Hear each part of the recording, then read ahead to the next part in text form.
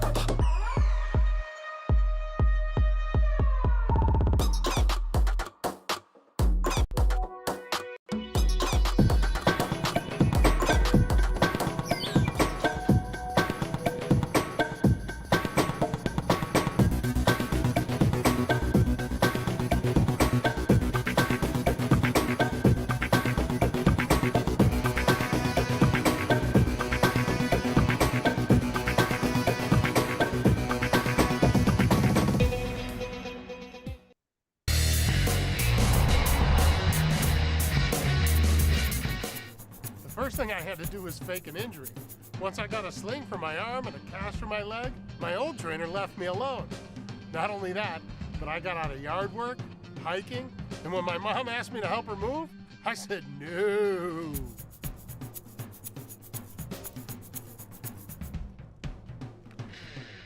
Don't be miserable and muscle-bound. Be a slob now. I did it, and so can you. Screw it!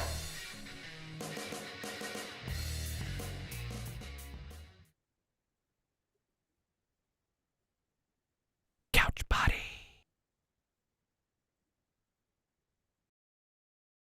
I'm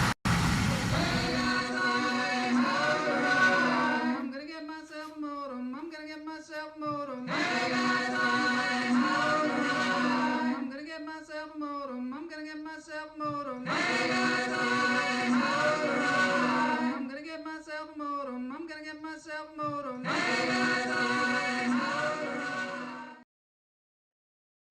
Hey everybody, welcome to Lunch Therapy. I'm your host, Joel Marshall. This is a show that happens every Friday at noon.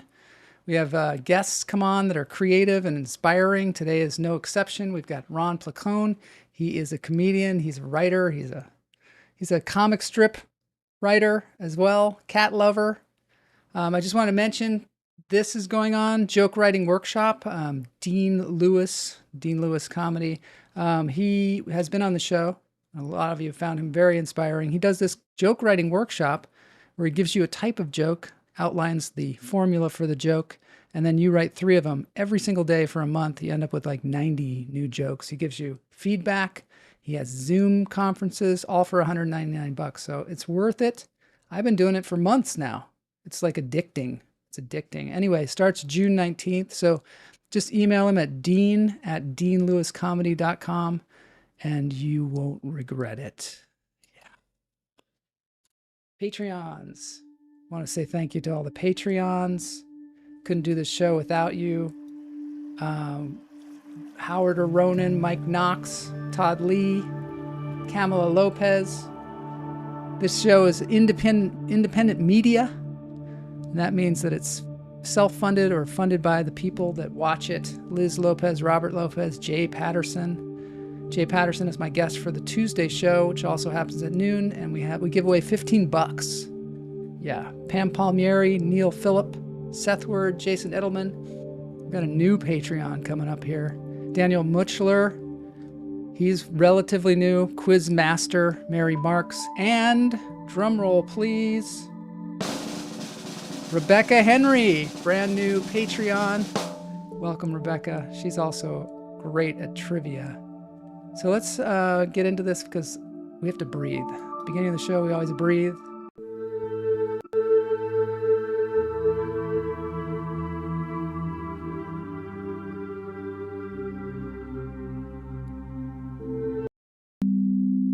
All right, we're breathing today with healing vibrations. Lower your cortisol levels through breathing and sound bowls. So in through the nose, out through the toes. Hold it. Let it go.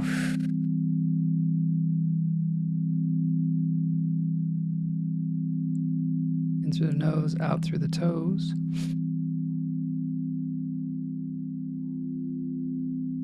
Hold it. Let it go.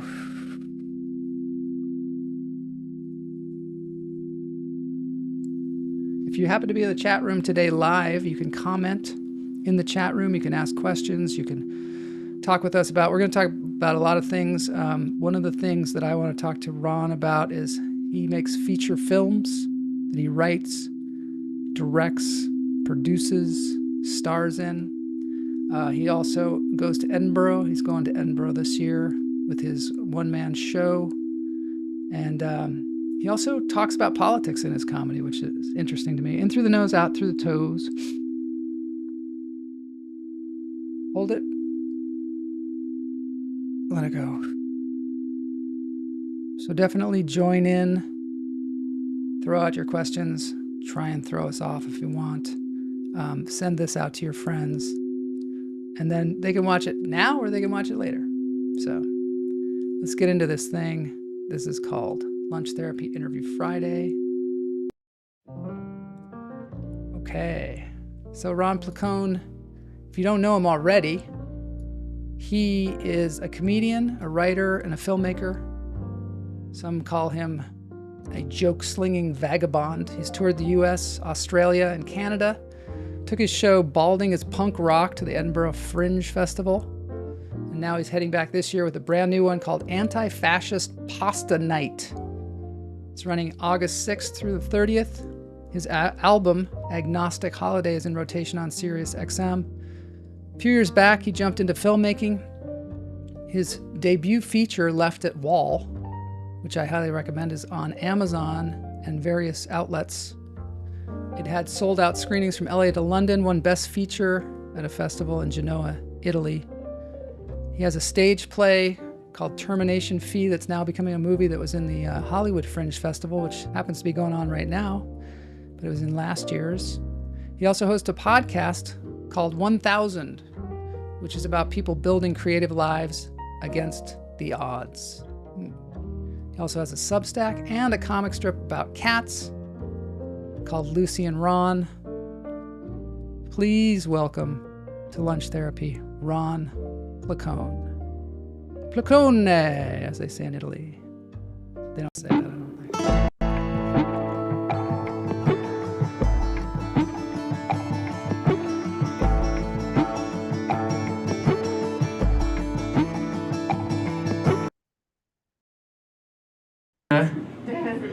An anti-fascist food. Did you guys know that? Pasta's in it. Here's the deal. When Mussolini was in power, he said to everyone, he's like, don't eat pasta, it makes you weak. We gotta eat meat. So they were like, no, we're eating pasta. And there are anti-fascist pasta nights in Italy to this day in honor of that. And actually, when they hung Mussolini, they did it with a spaghetti noodle.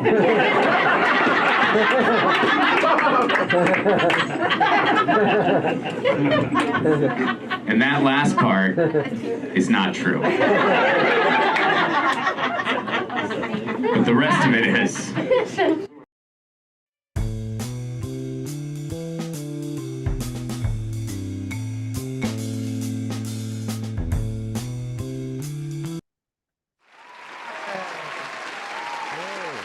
Yeah, welcome to Lunch Therapy, Ron Placone.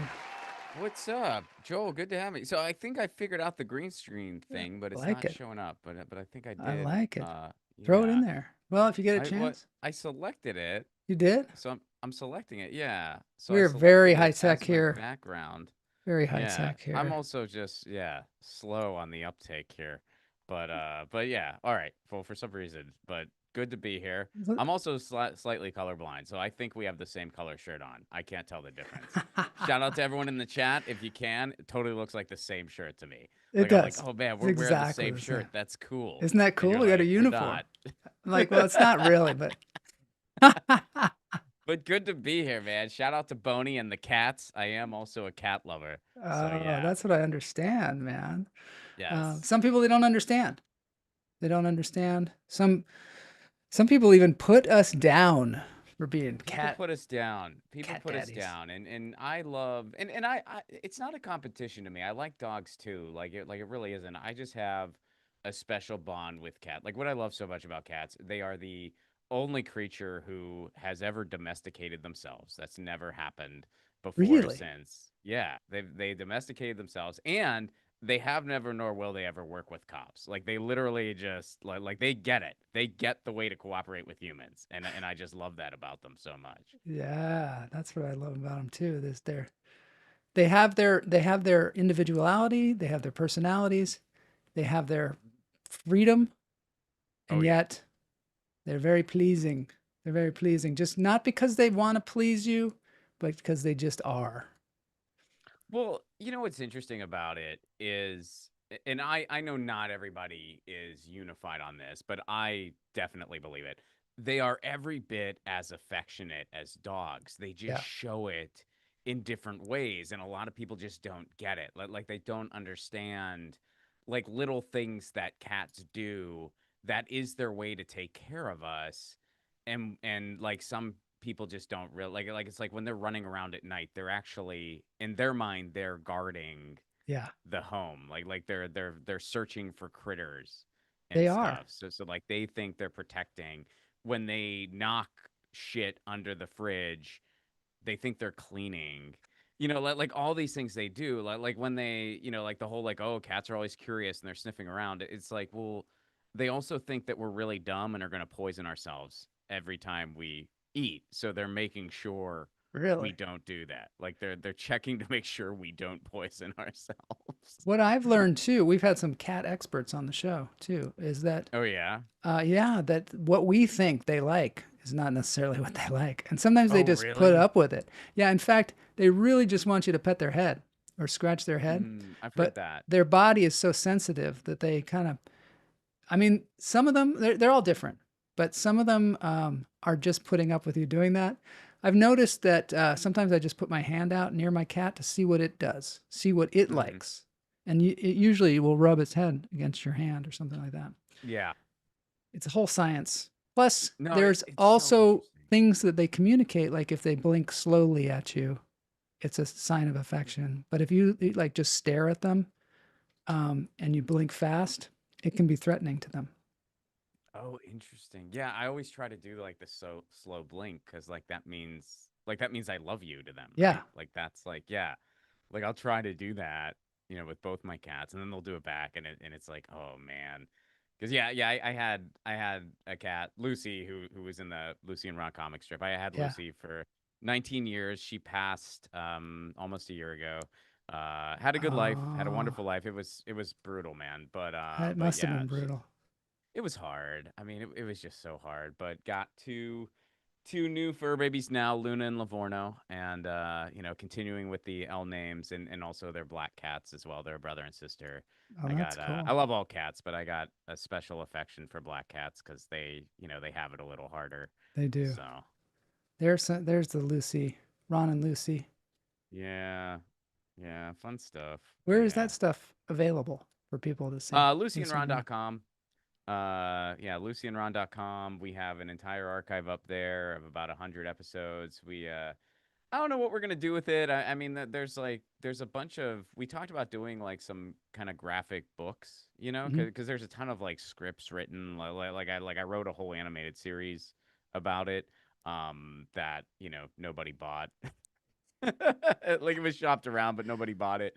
So myself and the person who illustrates it, an illustrator out of New York named Chris Latsis, we talked about maybe trying to do like a book series or something like that. But right now Awesome. it's just kind of It there and archived on the internet, and It's cool. It has a real oatmeal vibe to it, which I love the oatmeal. You know oh, the cool. oatmeal? Yeah, No, not really. I mean, I've heard of it, but yeah, it's I mean, I write them and Chris draws them, so like cool. he's the brains behind the art. I just kind of like write them, but Can yeah, you it was a can good you time. crank up your audio a little bit? Your mic, just How's so we that? can hear you better. That sounds Yeah, better. how's that? Yeah. Is that better? Yeah. You do so many things, Ron. It's really cool. Well, thank you. What did you set out to be originally? Originally, like, well, how far back do you want to go? Do you want Let's to be go like, back I started to high comedy school. or Let's go back childhood? to high school, or Oh, like in when you high were a school, kid. I played in a bunch of, not a bunch, but a couple like just shitty punk garage bands, So you were a and punk, thought or that was what I you were wanted to an do. aspiring punk rocker.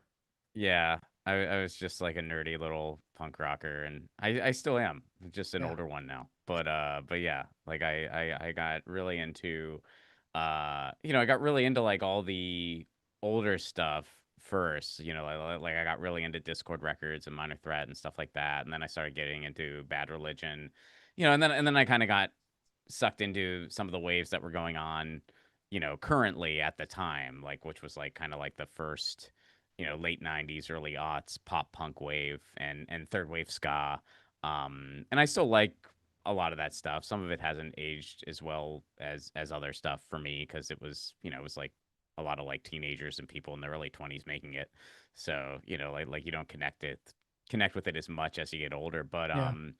but some of it I still connect with and listen to all the time to this day. And yeah, so yeah, it was punk rock that kind of started, everything else. And if you want to go even further back, it would be, Nirvana. Nirvana. Yeah. Yeah. Do you did you grow up in Pittsburgh? Grew up in Pittsburgh, Pennsylvania. Yeah. What was that like? What was that like growing up in Pittsburgh? Pittsburgh, I have the relationship most people do to their hometown where it's just like, I celebrate it. I see its flaws. I don't think I'd ever want to live there again, but I do love, going back and seeing my family and stuff. Yeah. But Pittsburgh's one of those places like it always had pretty much anything you could want out of a city. It was just in many cases a lot smaller. Like it had a pretty cool art scene and music scene, and then later like a comedy scene. But it was maybe just a bit smaller than you would get in other places, even other mid-sized cities. But it was there. So it's kind of like an underrated place, and now it's hip and cool, and it like it's getting. Oh, you have Pittsburgh roots too? Yeah, How did I not know my this? parents are from Pittsburgh. Oh, All my okay. So relatives I might are just from be Pittsburgh. preaching to the choir right now, and I Well, didn't even no, realize because that. for So I me didn't it know was that about you. any vacation that we had when we were kids, we would go to Pittsburgh. Not a vacation spot, No, I always but said vacation capital of the world. Like I always say, the other kids would come back with a tan. I'd come back with black lung. yeah, yeah, it's definitely not. Yeah, I feel you for that, man. Yeah, because it's not a It's cleaned touristy up a place by any lot means. now. I mean, when I was, I'm It's older than you, changed. so it was like. But also, I'd go there and be like, "What the hell is going on?" Because it felt like a sauna in the summer. Oh yeah, The the humidity was summers. so extreme. It's so humid. I mean, one time I go back, because I have like I come from like a big Italian American family. So I come back usually around Easter, the Easter holiday. And I like that because it's spring. So it's not cold. It's unlikely there's going to be snow, but it's also not crazy hot and humid. Yeah, It's just kind of, I don't know if I want to say pleasant because weather-wise, it's not necessarily ever pleasant there, but it's reasonable temperature-wise. That's usually when we go back, my wife and I. Um, One time we were there in the summer briefly. I forget what was going on, but we were there briefly in the summer, and it was kind of funny. Like we were kind of wired Southern California style, and it was like 4 in the afternoon. And my wife and I said to my parents, "Hey, we're gonna go for like a little walk. We just kind of feel like getting out a little bit. We're gonna go for a yeah. walk." And my parents were like, "You're going for a walk?" Like they were just in shock. Like You they're like, "You're doing going for a what? walk right now? You're not gonna wait until the sun?" And then I forgot, like, oh shit, the humidity. And Yeah, then we didn't last long. Like we only lasted so long because yeah, it's so freaking humid in the summers there. yeah. We might be Appalachia, related. man, We might be related. might be. My Yeah, it's grandmother was possible. We gotta find out. Italian, Okay. and came from her parents came from Italy to Pittsburgh. I don't know if there's a big Italian population there or something. There is. Yeah, Yeah. there is. I mean, growing up, it's yeah, like most lot of Italian American, a lot of Irish, and those were and then German. Those are kind of like the main Pennsylvania Dutch. things, and a lot of Pennsylvania Dutch. Although a lot of that's like further east. Yeah. Pittsburgh's more like the like Ohio Valley type. Like it's very more. It's more Appalachian. Like whenever people compare Pittsburgh and Philly, it's like there's really nothing to compare. Yeah, well, 'cause I used to Philly say, people said they were from Philadelphia, and I'd be like, oh, my family's from Pittsburgh. And they'd be like, so? It's like, they're almost. I mean, that's like saying like, oh, I'm in Los Angeles. Oh, I know somebody in San Francisco. Yeah, it's just like, it's- okay. they're about 5 hours apart, complete Yeah. other side of the Commonwealth, which is kind of big. And Philly's very coastal. Like it has like a real coastal vibe, and, Yeah. and Pittsburgh is like way more Appalachian / Midwestern. So it's like they're very, very different. And I like Philly. Like I don't really Did get you involved do- with any rivals or anything like that. Like Yeah. I like Philly, but I like that Nick Kroll had the two. There was a guy from Philly and a guy from Pittsburgh that ran a pawn shop. They do a sketch. It's funny. I've It's never really seen funny, that. and they just Sounds nail funny. it too. They nail it. They nail the accent and everything. You don't have a That Pittsburgh sounds- accent, but they really nail it. Nah, I can do one if you want me to. Okay, If you well, want thank me to do a Pittsburgh accent, I can do one, but I don't got one. I mean, occasionally I'll say a few words, and I'm like, oh man, that sounded like someone from Pittsburgh. What I that's said great. there, but Yeah. I don't talk like this normally, Joel. That'd be weird. Thanks for having me on your podcast, Lunch Therapy. I would Everyone's love in it. therapy these days. I think you ought to Whereas, do like, it. I just think I only go to therapy when the Steelers lose, which they've been doing that a lot recently. I don't know what they're doing, but they Oh, got a local man. guy. He's gonna clean everything up. You're good at it. You're really good at it. And it's not clean it up. It's read it up. Read it up? Is that what? Yeah, that's my folks Wash say. it up. Worship. But Oh, my no, God. I did this one. You ever heard of Goods from the Woods, Rivers Langley and them, their No, podcast? no. It's a fun comedy podcast in LA. They do this thing where they get the reviews from the worst restaurant of your hometown. Like they find out your hometown ahead of time. Yeah. They get the Yelp reviews from like the most hated restaurant. And in my case, I don't know if they do this for everyone, but like for me, they were like, I don't know if you can do one, but if you can, Yeah, will you read these Yelp reviews in a Pittsburgh accent? that's great. And it was a lot of fun because some of the reviews were just ridiculous. And I Yeah. was reading it in a Pittsburgh accent. Oh man, Uh, you should have a anyway. character that you do in that. Just I Pittsburgh, occasionally 'cause do. You're good I at did it. this one. I did this one thing occasionally. It was called the socially conscious Steelers fan, Mhm. where it's like a guy who's a fan of the Steelers, but he has some moral complications with all like like all the terrible things Yeah. from their line of quarterbacks. One guy was accused of sexual assault, the other Yeah. guy was abusing animals, and now they got Aaron Rodgers. So it's like he was just going down the line like talking about how hard it is to root for these people, but he That's was doing funny. it in, like some like thick Pittsburgh accent. So yeah, but thanks. Yeah, Yeah. it's Did you it's do good. comedy there in Pittsburgh? Yeah, so I started in Seattle. You did. I mean, I That's where I'm dabbled in it. from. Oh no shit, dude. I know. Wow. You okay. and I. didn't know crossed this paths. is weird. And we're wearing the same shirt. And we're wearing the same shirt. It's We're weird. wearing the same. I'm gonna- creepy. Yeah, it's so weird. Wearing the same shirt, having all these places in common.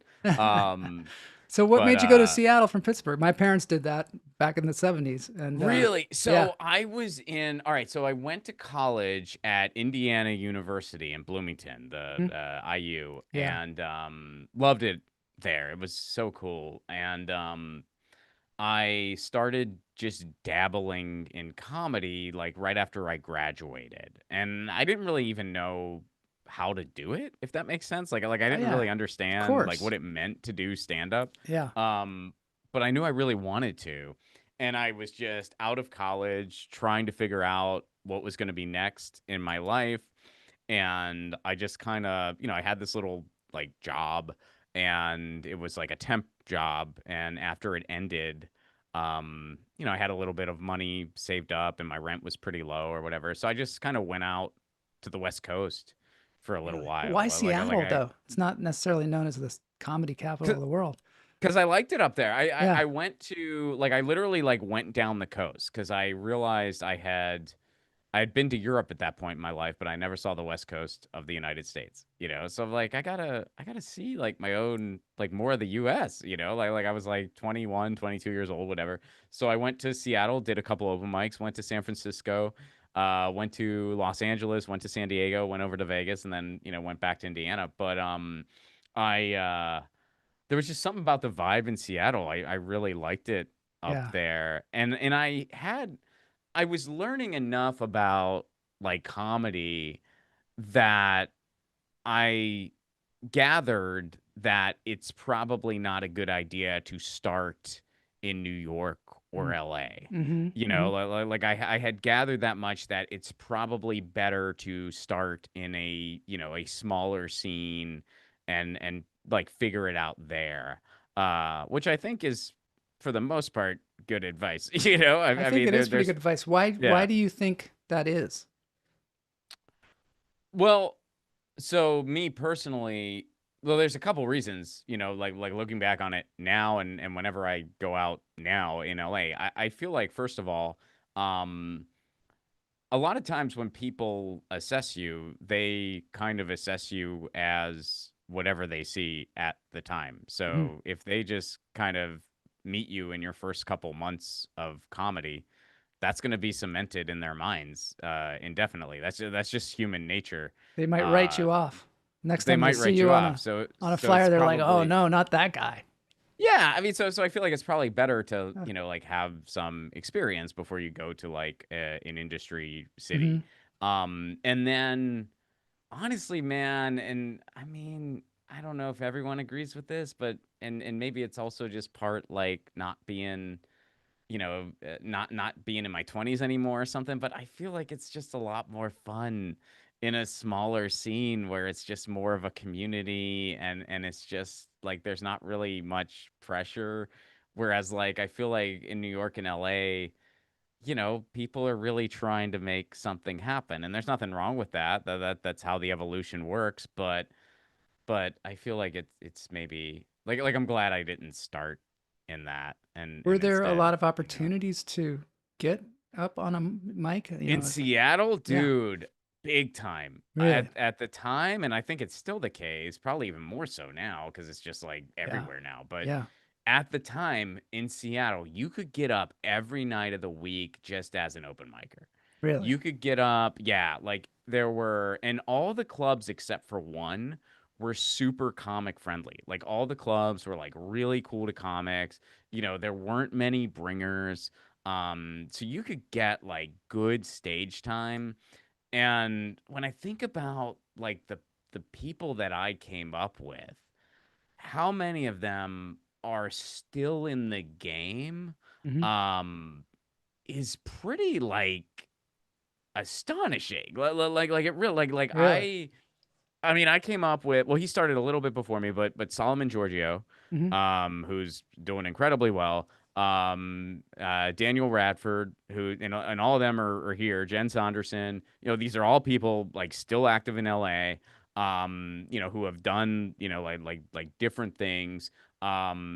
Hari Kondabolu was before me, but he was like the guy from the Seattle scene who Hmm. got a TV credit, basically.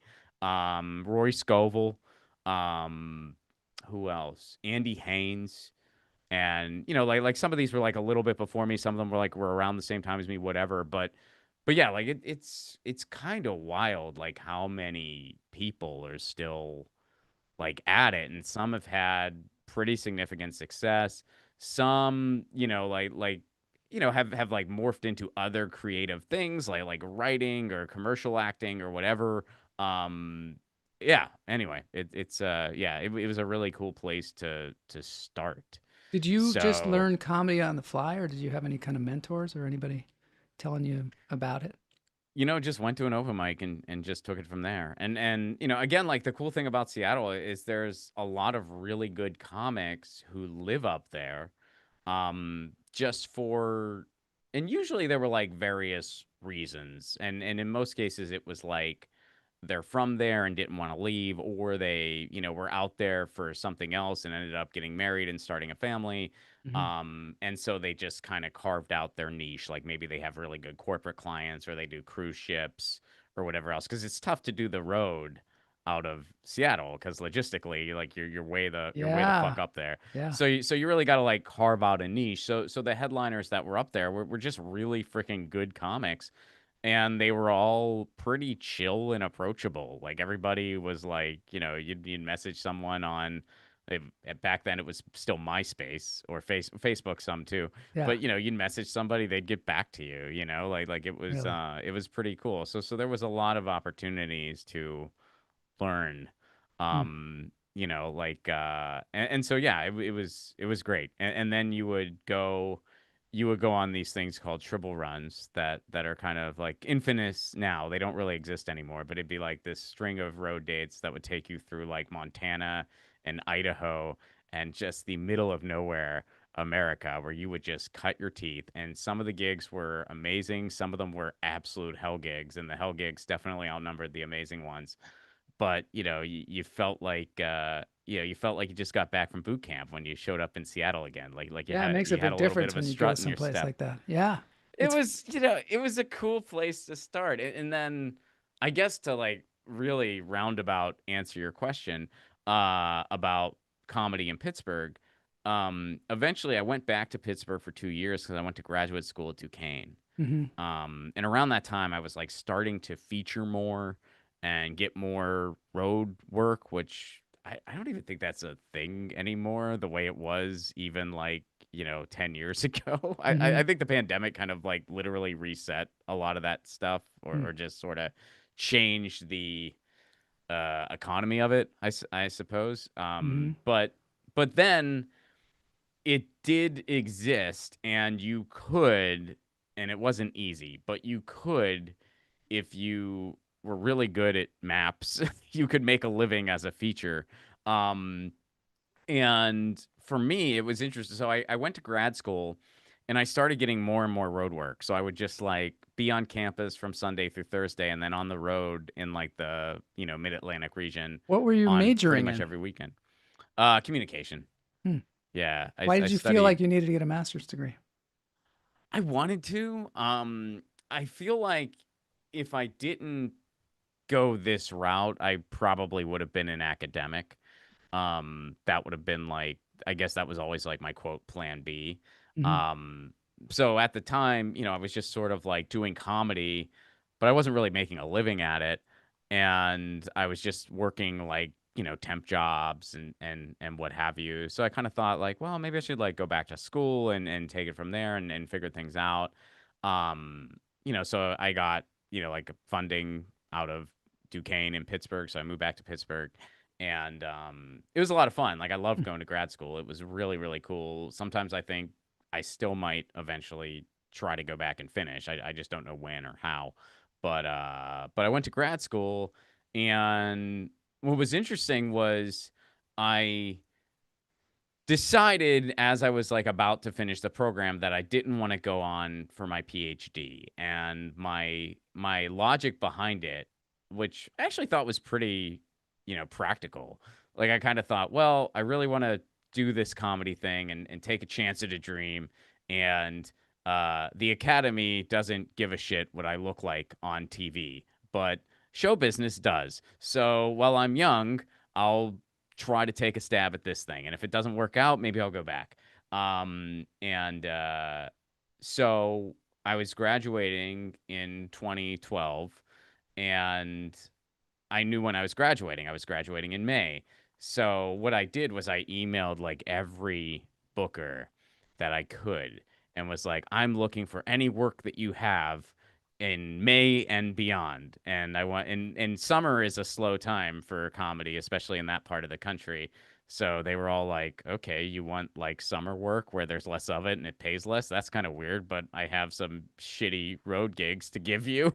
So so I would take these gigs, and before I knew it, I was about to graduate and I had enough comedy booked that I was going to be able to be a comedian for like I think 3 months. And I was like, so for 3 months I'm going to be able to be a comedian, and we'll just take it 1 month at a time and see what happens. And well, that was still Wow. doing that 1 month at a time thing, man. And I guess it's been a little bit now. Yeah. But yeah. What is your process for developing material? Because you're a really good writer, and Thanks. you seem to be sort of prolific as far as the things that you're putting out, films, shows, developing stuff for the theater as well. Well, I didn't start writing scripts until I got here. Mm-hmm.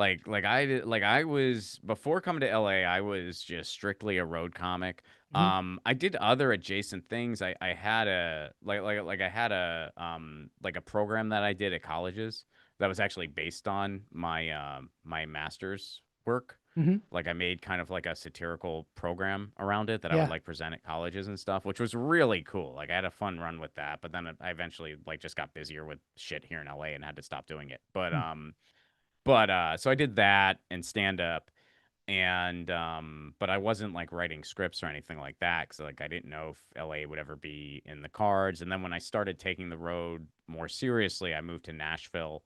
Yeah, that's what I was Because going to say. You moved to Nashville. What made you do that? yeah. I had a lot of friends there and it just seemed to make sense to be right in the middle of the country. And that was now Nashville's kind of like a big comedy town. And like I was there sort of like right around the time slash before it started to happen. Mm-hmm. Cause it's like when I was there, like shortly after I showed up there, like a couple comics like started moving there and started really building stuff there. Like Dusty Slay was there around the same time I was. And then the big thing that happened, and I was on my way out around this time, but Nate Bargatze moved back. Oh yeah. And then Yeah. before that, and you know, unfortunately he passed, but Ralphie May Mm. moved back, and then Kathleen Madigan moved to Nashville. People were So moving back there. They were already in LA or different places. yeah, And they moved back there. well, what happened was Zanies is a really amazing comedy club. Mhm. And then they started doing more industry centric stuff. Like they started producing festivals, and then I think they started, I don't know if it was Gersh or what it was, but they started like a branch of one of those agencies in Nashville, and it was more comedy centric. Plus, you had all the resources of Music Row already in Nashville. Yeah. So sometimes like headliners would come in and they would like really just love Zanies. They would realize like, hey, if I lived here, I could, you know, do as many shows at Zanies as I could, and people are going to come out, people are going to buy tickets, and then my salary would increase by like 20% just by making the move because of like the tax situation in Nashville versus LA. Yeah. So people started, you know, Well, it's coming interesting to too because Nashville. comedy is as related to music as it is to television and film, because you know, a lot of times the comedy specials, especially back in the day, were all audio. They were albums. You could win a Grammy. So it is Yeah. actually related to the music industry more. And it has its sort of, you can make bits, and bits are almost like individual songs, and you can sell them in that way. Mhm. So that's kind of Yeah. interesting, the two industries together there. Yeah, and I'd imagine like all that is still going on, especially since like, you know, Bargatze has built his Yeah. empire in Nashville, and so yeah, like it's yeah, I guess it's a good town for I haven't been back since I want to say like 2018 is the last time I did a show in Nashville. Let's so it's been a go. hot Let's minute, go but right it's now. a fun place. I mean, it's a Sounds fun good, place yeah. to go. So yeah, so That's I was cool. there for, but I feel like I hope this isn't like too insider show business talk. That's or the way this whatever. stuff goes. I'm going to talk to you now about this, politics and comedy, and I'm going to show a clip. Okay. They say don't be overtly political in comedy. Don't do that. You'll split your audience. You know the comedian that gave that advice first?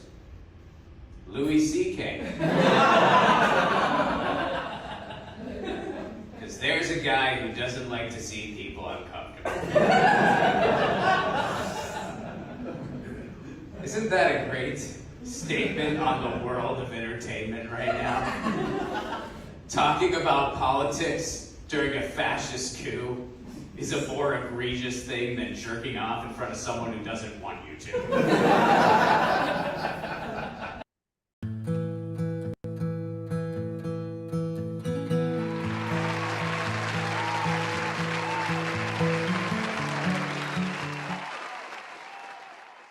So I often hear this, what you're saying, people saying, don't talk about politics. And is that just a comedy bit, or is that true for you? Do you believe that you should be able to talk about politics, and how do you handle it in different places?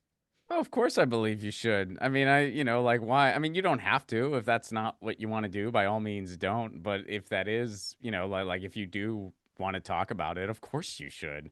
I mean, look at what's going on in the world right now. If you're not gonna, if you're not gonna talk about it now, you're probably never going to. So, and for me, what's always been interesting. So I've always been a pretty politically minded guy since the Iraq War, basically. Like I was in high school / first year of college, and I kind of was like, why are we going to war with Iraq? This doesn't make any sense. And then I got radicalized, as they like to put it. I started reading Noam Chomsky. I saw the Outfox documentary, and started reading like other writers and theory and stuff like that. And it was just sort of off to the racist races. And I was like, we gotta, and down with the racists. Fuck them. Don't like them. But yeah, and really wanted to try to get George W. Bush out of office. That didn't work out. But yeah, so I was always a pretty politically minded guy. So when I started doing comedy, I talked about it a lot because I was just my person. Like that was part of who I was. Like I was a big news junkie and still am. And it's funny to me, like you will get labeled a political comic if you talk about it, but nobody I've been called that all the time. I've never called myself that. Like it is like it's not like no one's ever called me the cat comic. No one's ever called me the because it's like it's not like if you see an hour show, even my Anti-Fascist Pasta Night is a fairly political show. It is called Anti-Fascist Pasta Night. But it's not like it's only that for an entire hour. I have other things I want to talk about. I have other stories I want to tell. And it all ties together. It comes into the theme. But you're also going to hear about cats. You're also going to hear about, like being just a married dude. Like you're going to hear other anecdotal things that aren't, all political. Yeah, and that's part of the reason I did call the show Anti-Fascist Pasta Night. I'm just like, you know what? At first I thought it was like too kind of just like, oh, come on, who doesn't like pasta and not like fascism? That's pretty universal, right? Yeah. Pasta, yay, fascism, nay. But then the world at large decided that, oh no, that's actually not commonly agreed upon. And then when the Trump administration declared that anti-fascism is terrorist thought, I decided, okay, that's what I'm going to call the show. I got to now. So so what is that? Anti-fascist? Oh, no, go ahead. Sorry. No, I was just going to say anti-fascist pasta nights are a thing in Italy. Like they do exist. And you played that bit a little earlier, which an extension of that bit is in the show. But yeah, Mussolini outlawed pasta in Italy at one point. And so after he was out of power, they started having anti-fascist pasta nights to kind of have a gathering and kind of like get to know your community and be like, hey, fascism, that was a bad idea. Let's not do that again. Do that again. Which I guess maybe they weren't having enough of them because they did elect a fascist prime minister recently. But they've been protesting the shit out of all that over in Italy. For anyone who's been following what's going on, How do you country down, how do you see that going when what's it like? Okay, you've already done a show in Edinburgh. This show, it seems like you're going to do it a lot, right? I mean, how many performances do you have? Well, I'm doing the full run. Yeah, last time with Balding is Punk Rock, I only did the half run. And some people, they're just like, the half run's nothing. You're not even getting it. So I decided like I wanted to do the full run this time. I mean, I just kind of decided I wanted to do the full run. When I decided I wanted to do Edinburgh again. So yeah, I'm doing the full run this time. So tell me about that. I've never heard anybody say the full run. Like I've heard that people, obviously book spaces and do shows for a particular amount of time. But it looks like when I look at your calendar, it looks like you're going to be doing it for like August 6th to August 30th. How many shows do you do? I guess, what would that be, like 20? It's all those days? Yeah, it's all those days. Same and it's time, at 3:45? 3:45. Wow. The Edinburgh Fringe, I mean, what a great opportunity to run your material for a month. It's amazing. I mean, I love the Edinburgh, and it has its problems. Don't get me wrong. It's Yeah. the biggest arts festival in the world. So I mean, they will try to F you so hard with housing, and there's so many like bullshit things out Mhm. there, and it's becoming more and more unaffordable for people to go, and so it's not without its problems. But overall, I love everything that the Edinburgh Fringe is, and everything it kind of represents. Like it was meant to be. It was in many ways a protest when it started. Like it was basically saying, hey, these kind of theater on the margins, these people that are doing more, subversive art, they deserve a place too. And that's how the Fringe Festival started. And Edinburgh was the first, and it set the model for, the Fringe festivals that exist all over the world. And yeah, I love it. I mean, despite its flaws, as the years have gone by, it's become my favorite way to do stand up, to do what we do, because I like the idea of, hey, this is the show I'm doing.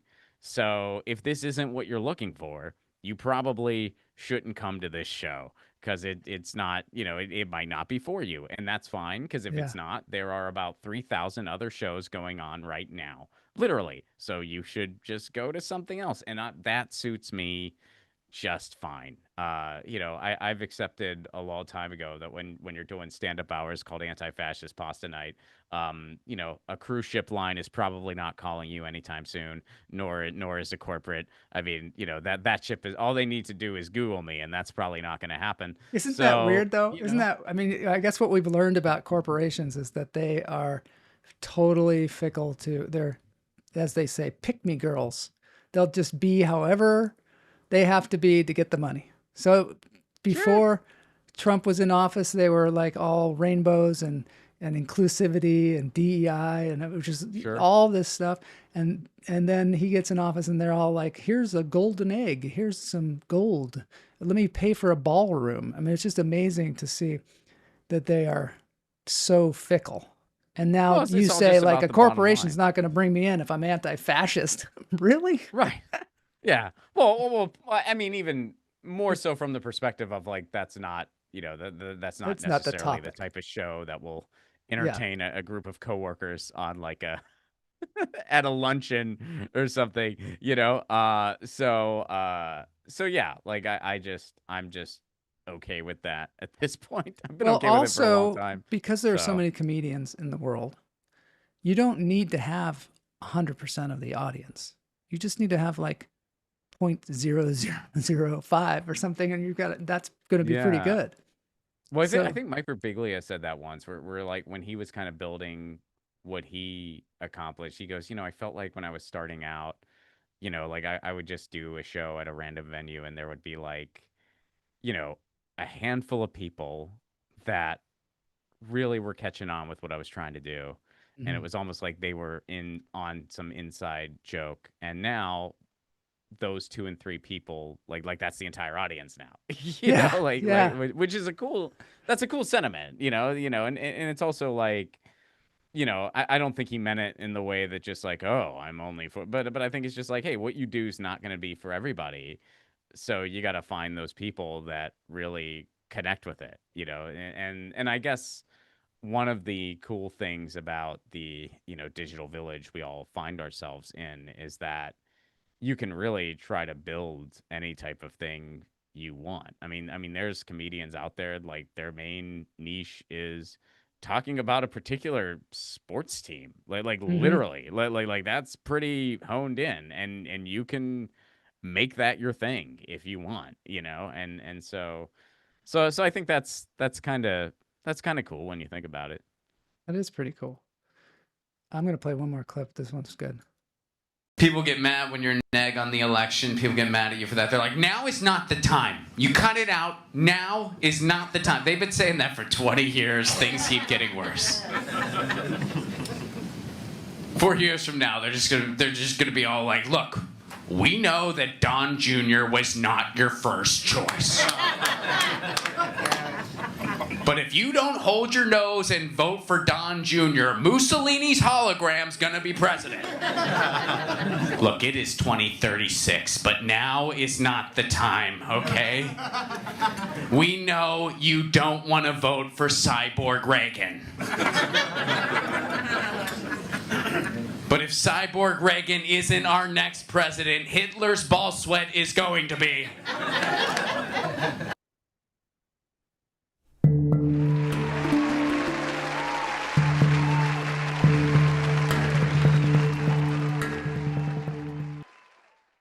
I think that's great. The thing is, as a comedian, you don't always know what audience you're going to get. If you're not like a super known comedian, you can find yourself in a room where you're like, oh, I got to entertain these people. And you kind of got to have material for everything, I suppose. Oh yeah, yeah. Well, it's funny that clip you just played, like that like kind of sentiment where you're kind of going after the system as a whole and saying like, hey, it's not great when we just keep doing the lesser of two evils because that means both sides keep getting more and more evil. That sentiment goes really well, not in the U.S. Yeah. I did a bit similar to that one. Like the last time I did Edinburgh, I did a bit similar to that one. Every show. And in Edinburgh, it was like a very well received bit from people all over the world, including the United States.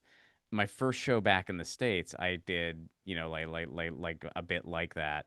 And, somebody just lost their shit, and so it's kind of, it's interesting how, people, they kind of want partisanship even in comedy. And it's when, like, when you say someone lost their shit, what do you mean?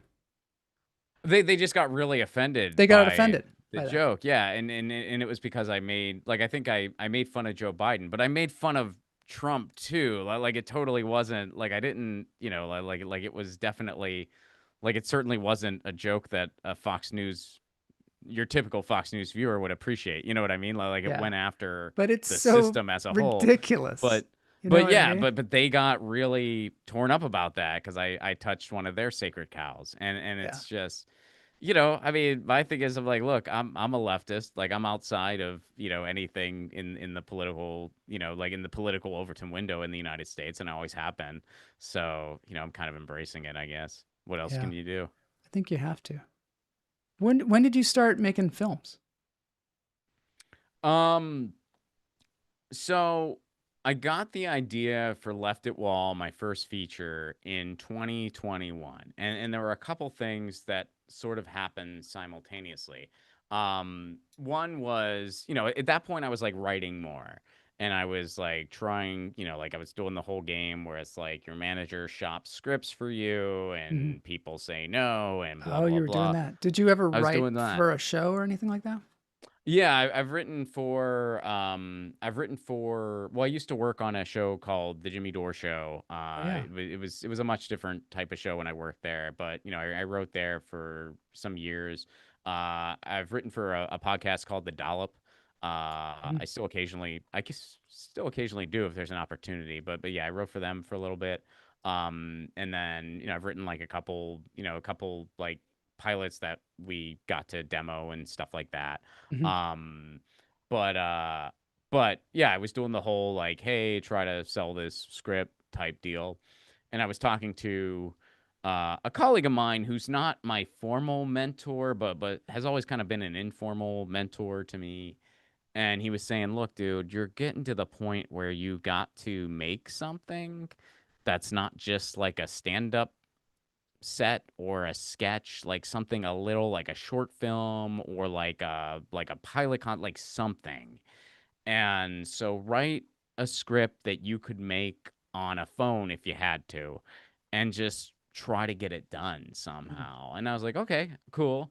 And then around that time, do you remember the GameStop thing that happened? Yep. So the GameStop thing I happened. saw this movie, by the way. I saw your movie. Oh, you saw it? Yeah, Okay. It's really good. Thank you. It's really good. Thank you. Yeah. Thank you so much. I love it. The writing is so good. It's just a great little story. You tell it in a short period of time, and it's really well done. And it's exactly what the guy was saying. You got to make something yourself. And also you have the locations are not expensive or anything. Right. Yeah. And you No, just thank you so much for yeah. that. And yeah, like Available on so. Amazon, by the way, for people. Yeah, well, and it's also here. I'll drop the link. It's on Oh YouTube yeah, it's on now, YouTube, right? and it's on YouTube free with ads. I don't I know don't know why you how. didn't tell me that. I paid. No, I'm just kidding. I'm Well, glad that I paid I for. I honestly like don't paying know for how. movies like I that. don't know how the distributor decides that, to be Yeah. honest with you. Like, No, I no have one knows. no clue. So I just kind of follow what they tell me. But here, I'll Hmm. drop the link if you want to put it in the chat. Sure. But yeah, like I recommend watching it either on YouTube with the link that I just dropped, or watch it There it is. on Tubi. Because Hmm. it's for, I mean, you're paid for like a billion different things, so just watch the movie for free, like watch it on Tubi. Plus, I like Tubi, so like watch it on Tubi, watch it on YouTube free with ads. If you want to watch it on Apple or Amazon or Google Play, or that's fine, get it wherever you want. But I recommend the free ones. Because why pay for another freaking thing? They're nickel and diming us everywhere. And it's But like, do you even get the money? That's the thing. We have a movie on Amazon. We don't see a nickel because it's the yeah. distributor's caught up in some kind of litigation. So Oh anything no. that we get just goes into nowhere. It goes nowhere. Oh It's no. Oh, horrible. that's the worst. Yeah, film distribution is such a fucking racket. I mean, Yeah. this was my first time doing it. Um but yeah, so when the GameStop thing happened, like Yeah. so the Left at Wall is a totally fictional movie, but it is inspired by the GameStop thing. So we made like a fictional movie in like an alternate world, like instead of GameStop, it's called Game Bites, and it's told through the lens of two feuding brothers in like a kind of like a sibling rivalry, and really at the end of the day, it's like a story about family.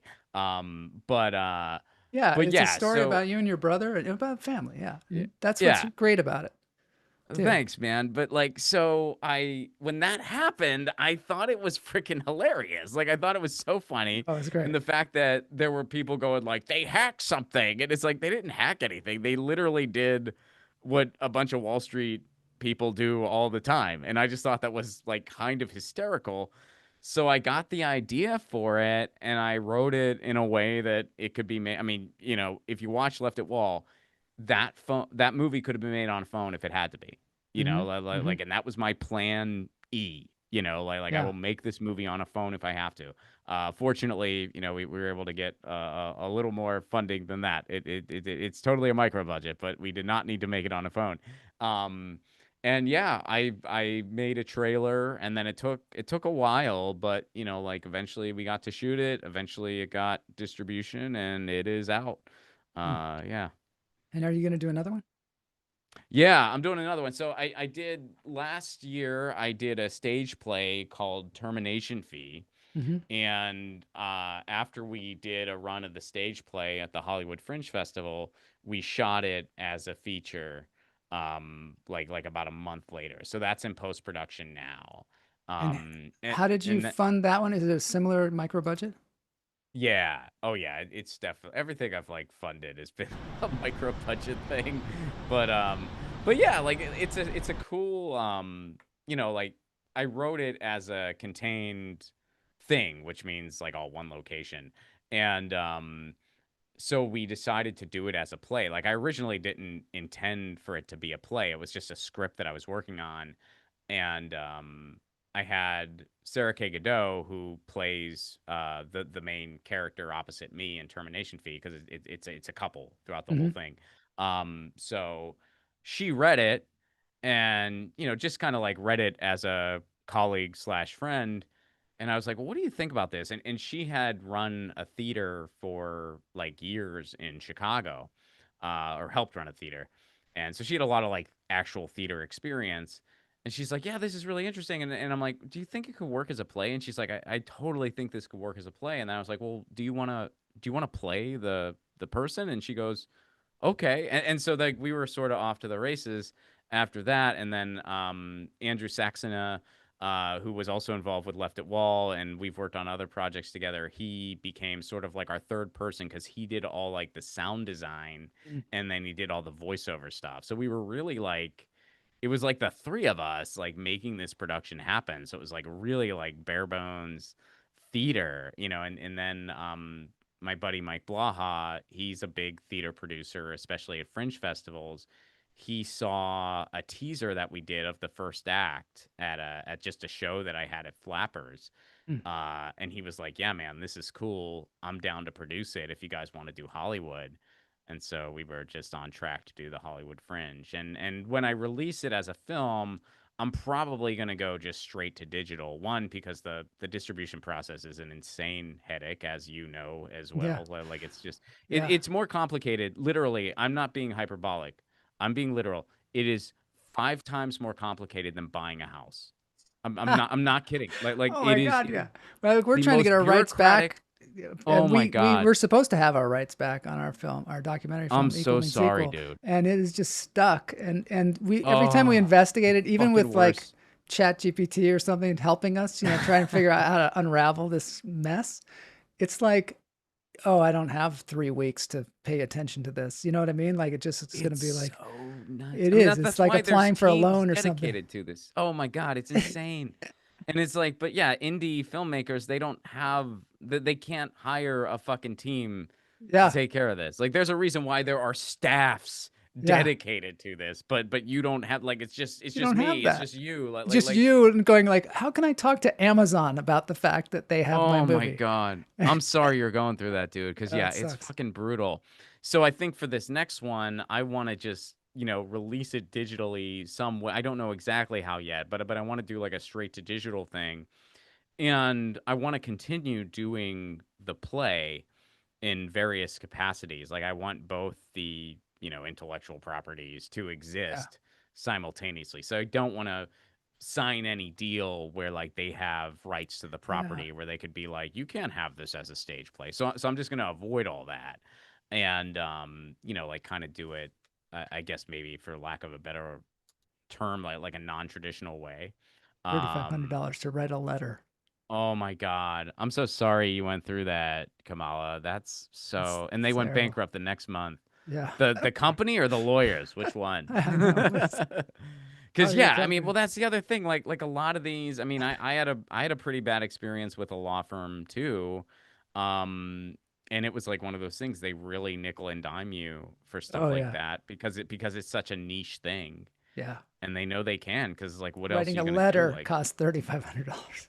it's the ridiculous. craziest I thing. mean, yeah, It's it's nuts, insane. and so Yeah. you kind of find, you try to just find ways around that the best you can. But the reality is like they, a distribution company, yeah, those kind of come and go. It seems Basically, like, the distribution company was bought by another company, and then that company, and then they all go bankrupt down the line. I guess they're not making money off this either. yeah, and the thing, well, I think Film Hub has shook it up. Yeah. Film Hub has really shook up the distribution model because now like an aggregator offers you the same thing. Yeah.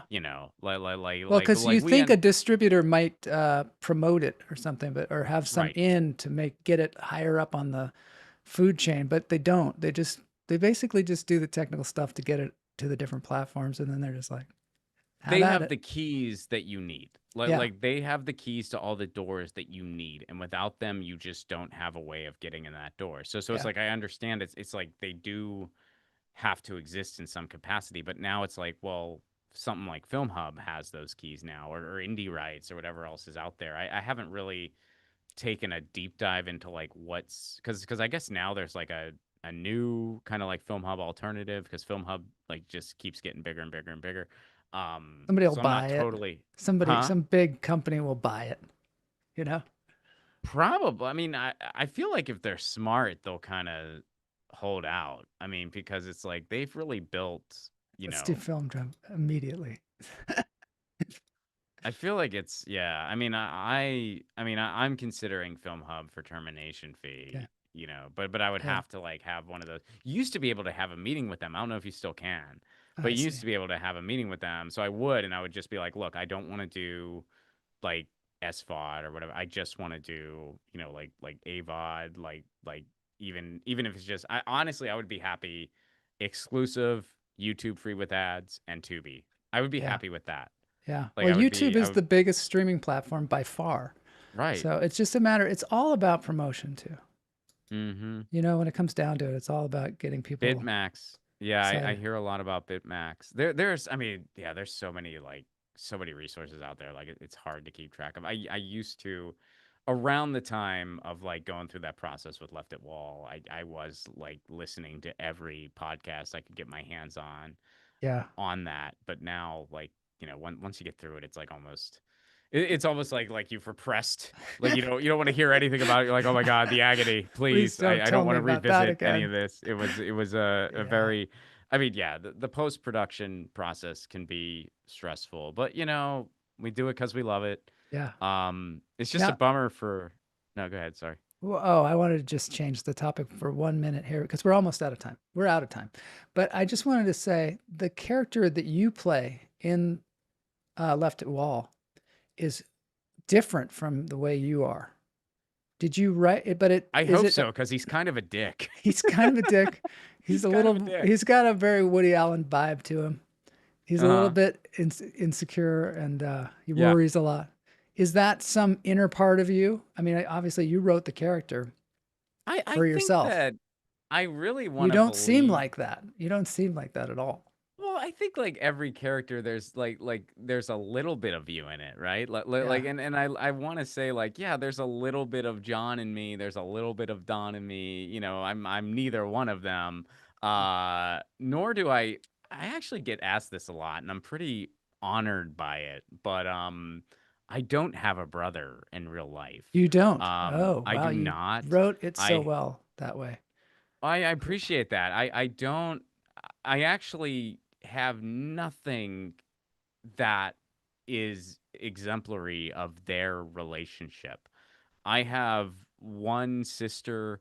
We get along really well. Our relationship is nothing like John and Don's, and I'm not trying, I don't want to spoil anything, but like they're siblings who don't get along well. And maybe it's like based on, well, I can say it is based on like stuff I've observed of like siblings that do have a lot of problems.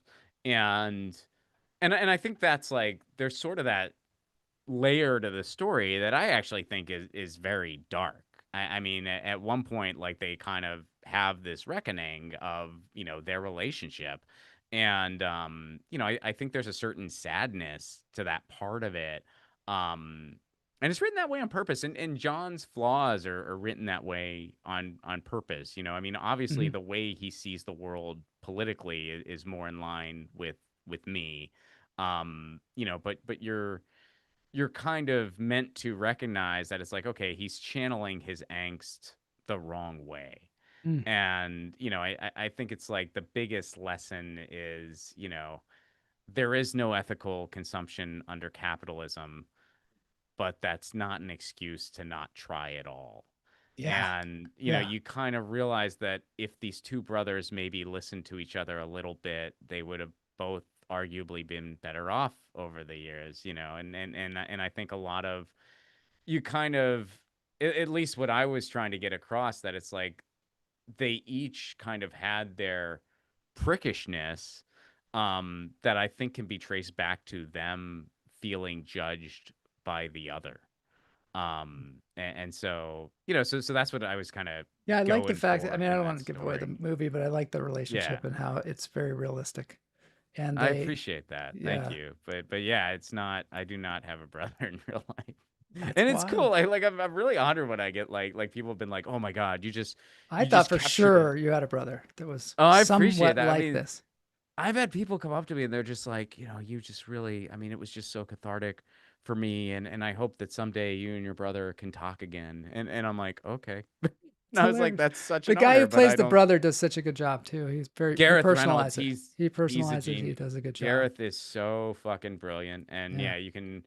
He doesn't need a plug from me, but you can find him. He's the co-host of The Dollop, and he hosts a bunch of other really good podcasts too. Really? And I think he has like a late night show that he's doing now, and he actually just It's did cool. his own movie. I've not seen it yet, but I'm sure it's great because yeah, it was so much fun having him play Don. I mean, I will mention I got so freaking lucky with I got my wish list. Like Yeah. everybody I had in mind was willing to do it. That's cool. And I think part of that is like the industry was still sort of like in a weird place. So people were like, yeah, I'm down to do your film. But it's like, I really wanted Eddie Pepitone to play the bartender. He was available and down to do it. I really wanted Gareth to play Don. He was able to do it. I really wanted, and the guy who was the right-wing podcaster. He was really good too. Graham Elwood. Yeah. Graham Elwood. Graham's, I mean, Graham and I have toured I love the that world scene where he gets to have lunch with him. Oh, it's a great scene. Yes. And he did such a good job of that. He's like, who is this guy? What the hell, man? Yeah. What is this? Oh, Graham had so much fun with that. And while So we were good. doing that, like, it was just so, like, we would do takes where he goes, can I do a take where I just, like, totally go off? And I'm like, yes. And we ended up using a good bit of it. Yeah. So, yeah, That's I mean, cool. I got so lucky to just every single person was like, I couldn't have asked for, like, a better person to play that role. I mean, the person who played John's love interest, Kimberly Hill, she was probably the only dramatic actor in I think it's safe to say, she was the only dramatic actor in that movie. And it just really fit. I felt like it was like So a cool. good foil to John and his issues, so it was, I got so lucky there. And I like, and Sally Mullins playing like Sally. I was so happy to see Sally show up. Love Sally so much. She was so fun in that role. And I love Sally too. Like, she's the coolest. So like I was cool. Like, I got the idea for that part, and I thought of her, and she actually watched, I released a short film just straight to YouTube called Loner. And Sally watched it and she really liked it. And so I was just like, well, will you be in my next thing? I actually have this idea that I think you'd be. And she was just like, I'm in. So that was like really, cool. Like, people were just like, yeah, I'm down. So Like, I'll cool. do this new thing you're doing. So, yeah. All right. Sally Mullins for president. That's what Yeah, Kamala I'd vote says. for her. I'd Yeah. vote for her too. Speaking of I'd that, vote we're She's gonna a big animal person. we're gonna. Oh yeah, she is. She's a big cat Yeah. person. We're gonna have to end the show, but you can go over to MS Now and watch them take the Donald Trump off the Kennedy Center today, Oh, live. This is a live feed. Well, let's see. Let's see if they. Why are they taking it off? You didn't know? Why? No. Are they like, he's just done? Like, they're not having his name on it? They just decided that was ridiculous. They're gonna take it off of there. Good. Yeah. So you can watch we that gotta happening. take all the little It's- wins where we can, right? Seems to be raining there. Yeah, it must be raining. Yeah, it's raining. You can watch it from the comfort of your own home. Well, this has been an absolute pleasure having you on the show, Ron. Thank you for having me. Yeah, this Really was fun. enjoyed this conversation. Now it's time for the dance break. Thanks everybody for being here. Please pass this around for all of you people that want inspiration and want to know the ins and outs of how to make a career in comedy. Some of it is impossible and some of it is doable. Believe me, he's fighting countless. All right, so That's so let's funny. we're gonna dance break now.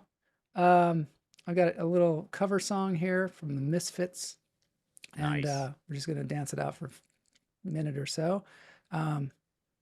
Kamala's telling you about it. It was decided by Congress that it was a memorial, the only one, to President Kennedy. Oh, that's good. You can't really have a good. memorial to a living person. Well, was it JFK? I mean, it Yeah, might no, it not- was JFK. I'm saying Don. Yeah. Don can't be on there. Right, because right. He can't be on there. He's Yeah, not dead yet. Right. Yeah. It's so ridiculous. yeah. I don't know. Anyway, we could talk about that. Well, how does forever. RFK Jr. feel about it all? I I'd be know. I curious. always wondered that too. He's probably shuts can't up because stand he's that in guy. the army. Yeah. He's in the cult. Yes, he is. Yes, yeah. he is in the cult. He's In in the a cult. number of cults, that guy, and all of them are dangerous. So true. So true. All right, let's get this thing. Dance break time. Thanks, Ron. Have a great weekend. Great talking with you. Thanks for having me.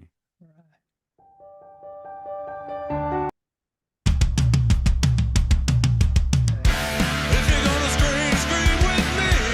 Moments like this never last.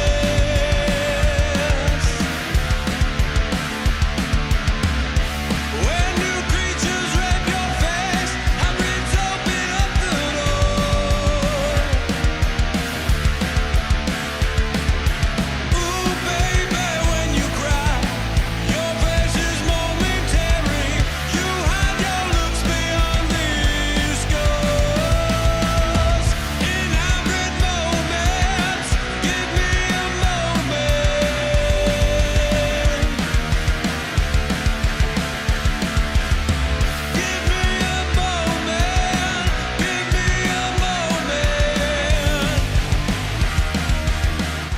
Yes. Avenged I was singing along, but I Sevenfold. muted myself. Oh, I didn't good wanna, choice. Good choice. Yeah, no, I didn't want to subject the audience to that. I Ben do it all the Sevenfold time. does it more justice than me. Nah, this guy's It's pretty a good. classic.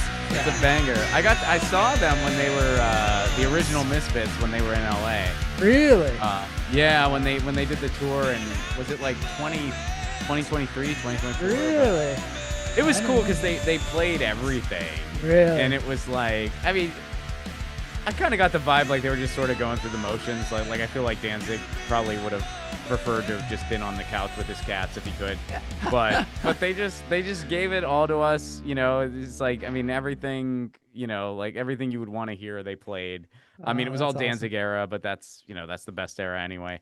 That's super cool. And I guess we do have to say on a politically minded show, fuck Michael Graves. Fuck that. Fuck that douchebag. He sucks. Don't buy his Christian bullshit. Oh, He just decided to be a Proud Boy, and everybody was like, "Fuck you, dude. We're not gonna follow you down that path." And so now he's like, "I found Jesus." And it's like, too late. Oh my God. Yeah. Guy's got a good. It's a shame. He has a good voice. It's a shame that he's such a racist shithead. People Yeah. lose it. Some people just lose their Yep. minds. All right, Yep. that's the show. Thanks so much. See everybody next week. See you, Ron. Hope to see you soon. Maybe Thanks I'll for get to having me, man. Edinburgh and see your show. Thank you.